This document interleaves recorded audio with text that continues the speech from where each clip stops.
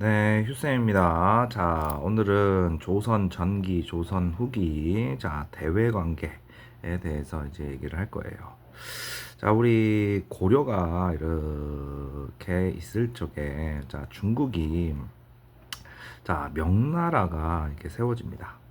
다시 통일 왕조가 이제 중국에서 시작이 되죠. 그래서 우리 고려 시절에 자 우리 명나라가 천령 이북의 땅을 요구합니다. 그래서 자 대규모 군대를 파견했는데 이성계가 자 우리 위화도 회군으로 어, 자 돌아오면서 반대 세력을 다 제거를 하고요. 자 어떤 나라를 세웁니까? 조선을 세우게 되죠. 됐습니까? 그리고 나서 이 조선은 자 명에 대해서 어떤 정책을 펼쳤는지 자 보겠습니다. 명과 사대 관계를 맺다. 자 조선이요 나라를 새로 개창을 했어요. 그런데 왼쪽에 있는 우리 중국이랑 사이좋게 안 지내면 이거 어마어마한 싸움이 됩니다. 됐어요. 그래서 건국 초에는 약간의 대립이 있었어요. 건국 초에는. 그런데 그 이후에는 자 우리 태정 태세 이렇게 나가잖아, 그렇지? 자 우리 이성계가 태조고요. 태조 그 다음에 정종 그 다음에 태종이 나오거든요. 이방원입니다. 실제적으로 아주 무서운 정치를 했던 사람 중에 한 명인데요. 이 사람 뒤에 우리 조선의 명군인 세종이 나와요. 어쨌든 초반에는요 명과 약간 대립을 하고 있었던 그런 관계예요. 됐어요. 그러니까 명이 괜히 조선을 트집을 잡고 막 압박을 합니다.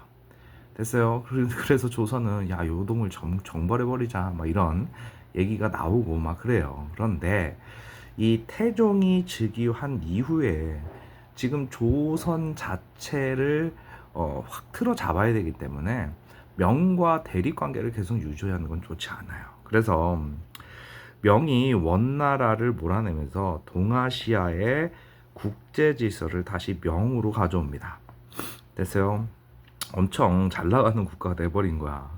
그래서는 조선은 명중심의 국제 질서 속에서 자, 요 내용 잘 기억합니다. 4대 교린입니다. 4대 교린. 자, 우리 조선의 대외 정책의 키워드입니다. 자, 큰 나라는 섬기고요. 이웃 나라는 친하게 지낸다. 이런 뜻이에요.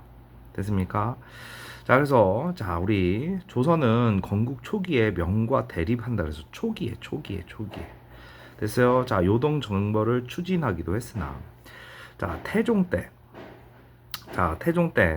자, 4대 관계로 넘어가게 됩니다. 됐어요. 그래서 조선은 자, 명의 사신을 보내 조공을 하고 이게 좀 치욕적인 것 같지만 아니에요. 우리 조선이 명예 조공을 하잖아요.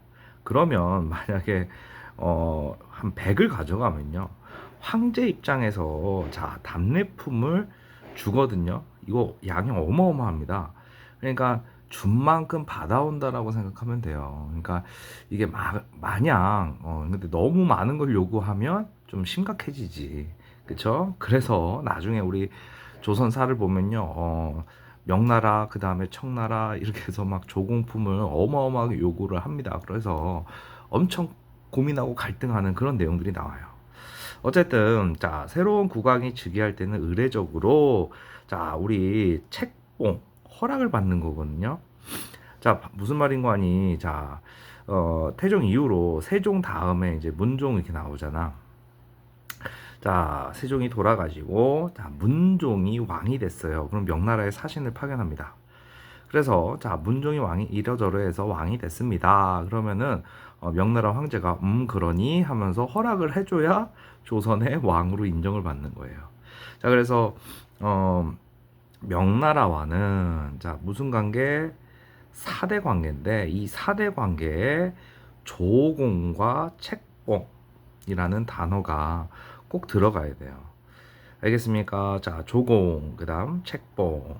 자, 이를 통해 자, 조선은 명중심의 동아시아 국제 질서 속에서 평화를 유지했고 경제 문화적으로 교류하며 나라를 발전시켰다. 명도 황제의 권위를 높이고 국경 지역을 안정시킬 수 있었다.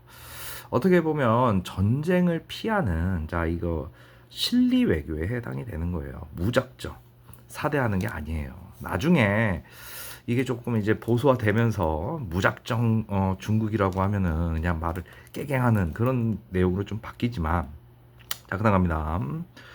자 주변 국가는 교린 관계를 맺는다. 자 일단 전체 용어가 뭐라고 4대 교린이야. 4대 교린.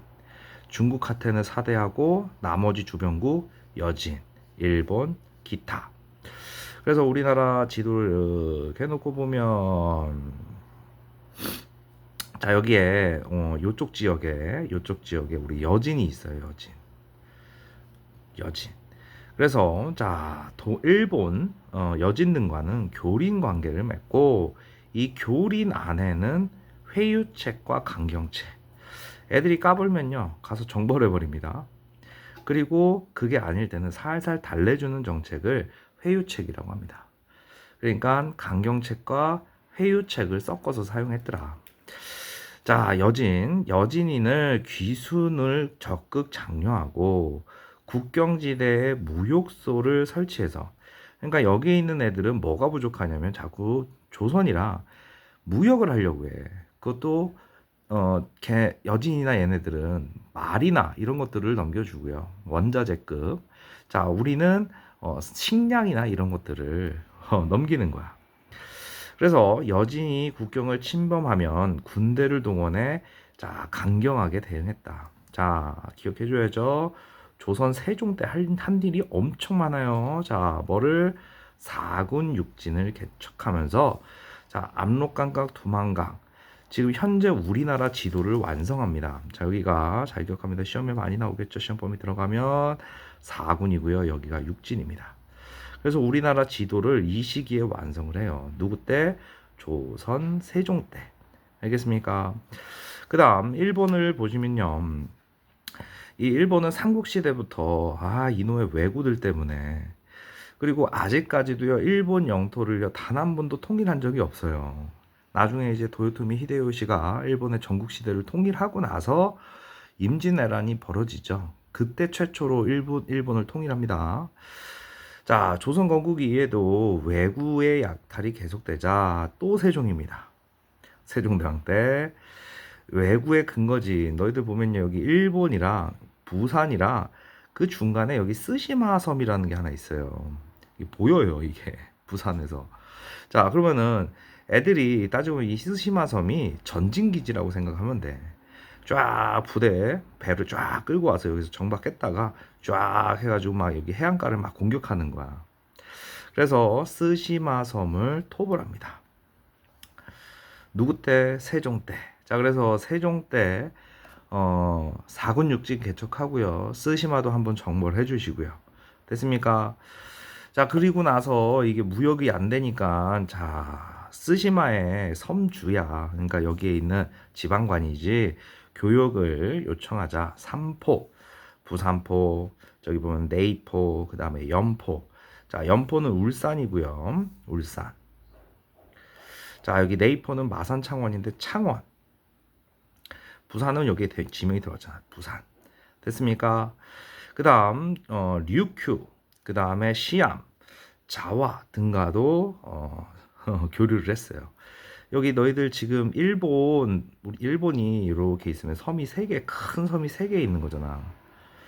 이게 본토고요.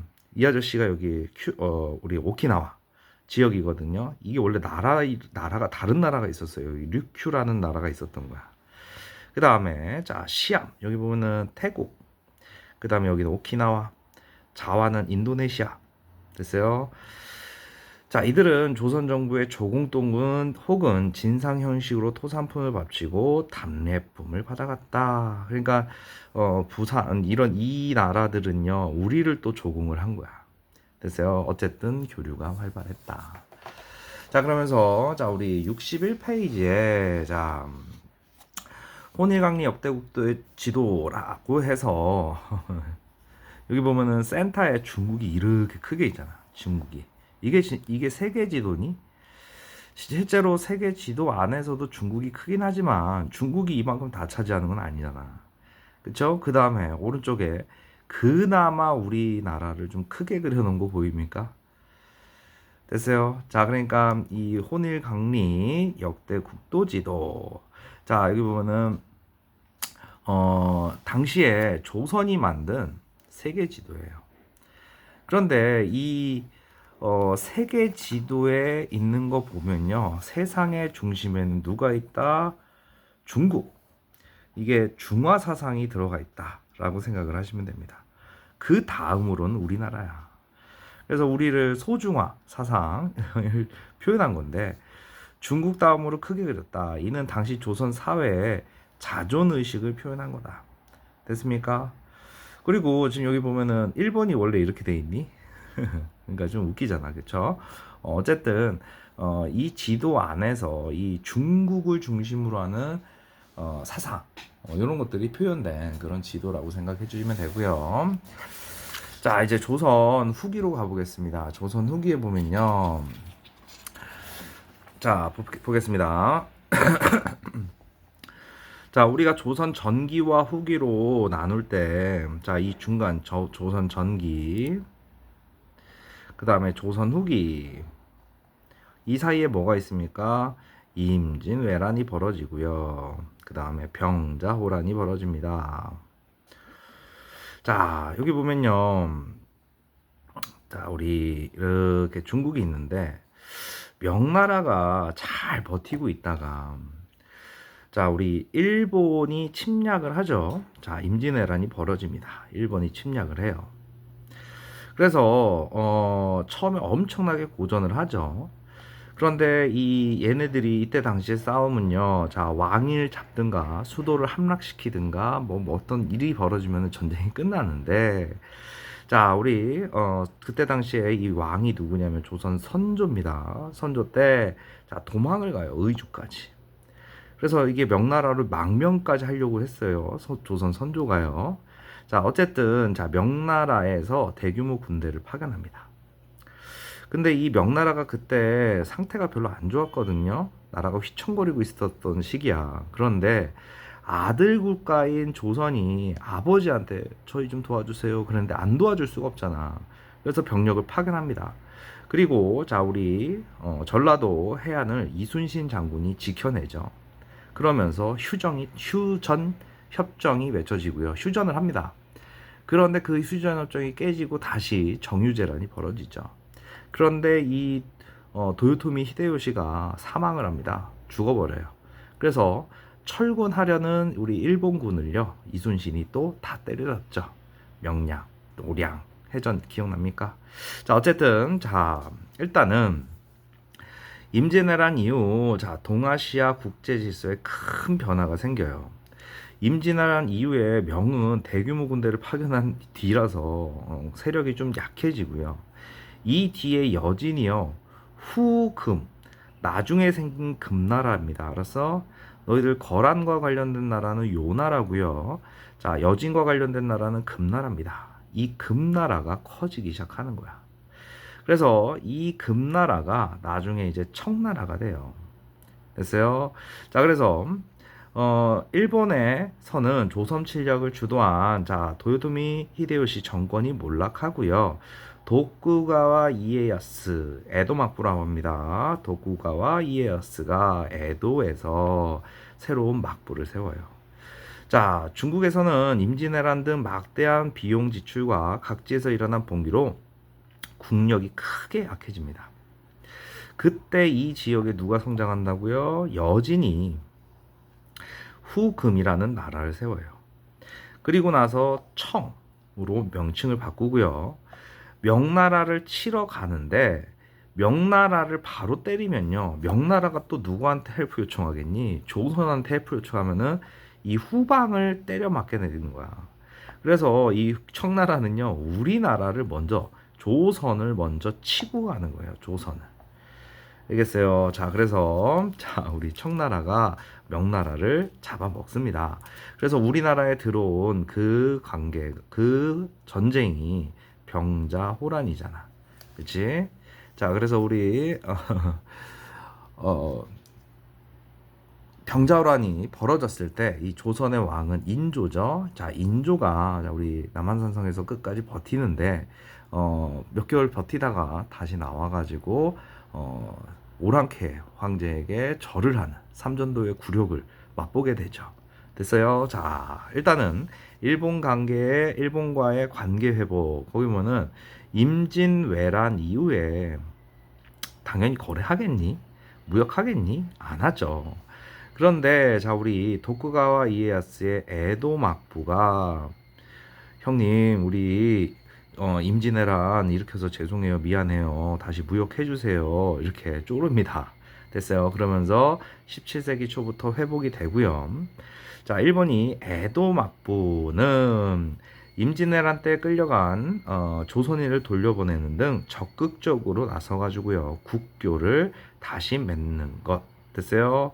자, 그래서 조선은 일본에 끌려간 조선인 송환을 명분으로 사신을 파견하여 국교를 재개하고 제한된 범위에서 무역을 허용합니다. 그래서 에도 막부는 쇼군, 우리 일본은 쇼군 최고의 장군이죠. 그 밑에 이제 다이묘를 두는 그런 시스템이에요. 그리고 우리 천황이라고 해서 신격화되어 있는 사람은 따로 있는 거고, 이거는 상징적이고요. 정치는 이 사람이 하는 거예요. 그러니까 쇼군이 교체될 때마다 누구 통신사를 파견하는 건데, 잘 기억합니다. 이거는 조선이 일본한테 보내는 거예요. 이때 당시에 아무리 일본이 우리를 공격하고 그랬어도 문화 자체는 조선이 앞서 있습니다.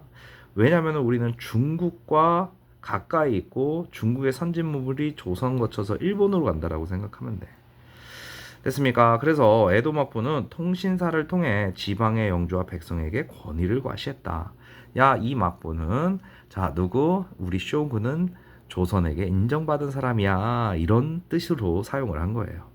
또한 통신사는 두 나라가 다양한 문물을 교류하는 통로 역할을 했다. 하지만 일본에서 통신사의 필요성이 줄어들고 막대한 접대 비용 문제가 되면서 1811년 이후로는 파견하지 않습니다. 그리고 나서 그 이후에 일본이요 메이지 유신을 성공하면서 산업화를 성공을 하죠. 알겠죠? 그래서 이 뒤로는 이제 얘기가 다른 얘기가 되니까 무슨 말이 되죠? 우리 임진왜란으로 만주에서 명과 조선의 영향력이 약해지자 여진이 후금을 세웠고 후금이 청나라가 됩니다. 그 다음 조선은 쇼군이 교체될 때 일본의 요청으로 누구라고 통신사 조선통신사를 파견했다. 됐습니까? 그리고 우리가 임진왜란을 겪고 나서 진짜 얼마 안 있다가 병자호란이 일어나요. 그러니까 나라가 우리 세종 때 엄청나게 발전했다가 급격하게 무너져요. 두 전쟁 때문에. 그리고 나서 다시 조금 올라오는 게 조선 후기의 영조와 정조 시대입니다. 됐어요. 어쨌든 조선은 병자호란으로 명과의 관계를 끊고 청과 무슨 관계? 사대 관계를 맺습니다. 그런데 이때 당시에 우리 인조 입장에서는 정말 이게 치욕적이야. 그러니까 우리 인조 다음에 효종이거든요. 인조 효종 때 이 정권이 서인 정권이야. 서인 정권은 자꾸 이 청나라한테 당한 치욕을 우리 그러니까 청나라를 정벌하자는 그런 얘기들이 많이 나와요. 그래서 우리 인조의 아들, 그러니까 아버지한테 효도하는 거죠. 그래서 효자 붙인 거야. 북벌론을 추진을 합니다.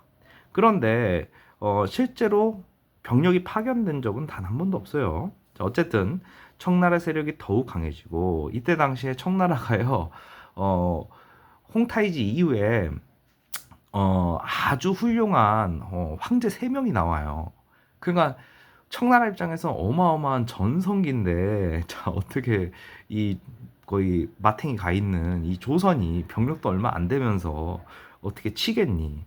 그래서 늘어나는 군비 등으로 재정이 어려워지면서 북벌 계획은 중단됩니다. 한 번도 출병하지 않아요. 자, 조선은 효종 때 청의 요구에 따라 군대를 파견하여 러시아군을 물리치기도 했다. 정작 청나라는 공격 못하고 자 어마 우리 이게 러시아입니다. 나선 정발 알겠어요? 자 이런 거에 나갔었다라고 기억하시고 청이 중국 전역을 장악하면서 조선과 청의 관계는 점차 안정되었고 이 북벌론이 나중에는 북항론으로 바뀌게 돼요. 자 북벌론이 뭘로 바뀐다고? 북항론으로 바뀌게 됩니다. 됐어요? 자, 청이 중국 전역을 차지하고 조선과 청 관계는 점차 안정되고 조선은 청에게 정기적으로 연행사를 파견했다. 조선은 청에게. 됐어요? 그러니까 서양의 청나라에 들어와 있는 문물들을 받아들이는. 됐어요? 그러니까 조선이 왜 보내는 거는 뭐였어요? 통신사였죠. 그 다음 청나라에 보낸 건 연행사입니다. 자 기억하시고 청과 국경을 확정하고 안용복이 독도를 수호하다. 여기 보면은 우리 18세기 들어 청은 우리 전국 지도 편찬을 시작했고 백두산 지역의 지리 정보가 정확하지 않았다. 이에 청과 조선의 관리가 함께 백두산 일대를 답사하고 두 나라의 경계를 정하는데 그거를 백두산 정계비입니다. 좀 특이하게 잘랐죠. 산이 이게 우리 백두산 위에 이렇게 천지 있는 거 알죠? 어쨌든 백두산 이게 반뚝 잘라가지고 이 북쪽은 중국 땅이고 아래는 조선 땅이다 이렇게 나눈 거예요. 그래서 우리가 백두산을 오를 수 있죠. 어디를 통해서? 중국으로 들어가서 중국 쪽에서 올라가서 천지를 보는 거예요. 북한 쪽으로는 못 가겠지 당연히. 자, 그래서 조선 후기에는 일본 어민들이 울릉도와 독도를 자주 침범했는데 숙종 때 안용복이 일본으로 건너가 울릉도와 독도가 조선의 땅임을 밝혔다. 이를 계기로 에도 막부는 울릉도 독도가 조선 영토임을 확인하고 일본인들이 넘어가지 못하게 했다. 조선 정부도 정기적으로 관리를 파견하여 울릉도 독도에 대한 감독을 강화했다. 지금 얼마 전에 우리 울릉도인가? 거기에 서쪽 벽에다가 이렇게 새겨놨더라고. 이게 요즘에 뉴스에 나오는데 서쪽에서 너희들 봐봐. 이 울릉도랑 독도가 여기 이렇게 있는데 동쪽은 일본이 있고 서쪽은 조선이잖아. 우리나라잖아. 그러니까 이게 뭐 언제 쓰여지는 건 모르겠는데 서쪽에서 관리가 와서 여기를 관리했다. 뭐 이런 얘기가 적혀 있어요. 그러니까 뭐 이거 우리 땅 아니니 당연히. 자 어쨌든 그다음 여기 보면은 백두산 정계비 이렇게 돼 있는데 여기 보면은 백두산 정계비가 표시된 지도 해가지고 이렇게 이 위쪽으로는 중국이고 아래는 조선이다. 이런 식으로 내용이 있는 거예요. 1712년 청과 조선은 두 나라의 경계를 정하고 백두산 정계비를 세우자. 됐어요. 그 다음에 숙종 때 안용복이가 안용복이 건너가서 울릉도와 독도를 조선의 영토임을 얘기했다. 됐습니까? 그래서 우리 백두산 정계비 기억을 좀 해주시길 바랍니다. 됐어요. 여기까지 해서 우리 양난 이후의 대외 관계, 그러니까 조선 전기와 조선 후기. 우리 여기 보면은 왼쪽에 여기 60페이지 선생님이 안 하고 지나갔는데 조선은 태종 때 명과의 관계를 회복하고 사대 관계를 확고히 했고 조선은 일본 여진과는 교립 알겠어요? 교린. 4대 교린. 알겠습니까? 자, 요 용어 기억하시고 조선 전기와 후기에 자, 우리 대외 관계 내용이었어요. 자, 그다음에 우리 선생님이 다음 강의로 이제 우리 고대 수치 체제부터 경제 할 건데 요거는요. 자, 우리 고대부터 고려지나 조선까지 한 강의에 올리도록 하겠습니다. 여기가 이제 또 중요한 그런 단원이기 때문에 한 번에 모아서 올릴게요. 자, 열심히 공부하시고 시험 잘 보시길 바랍니다. 휴쌤입니다.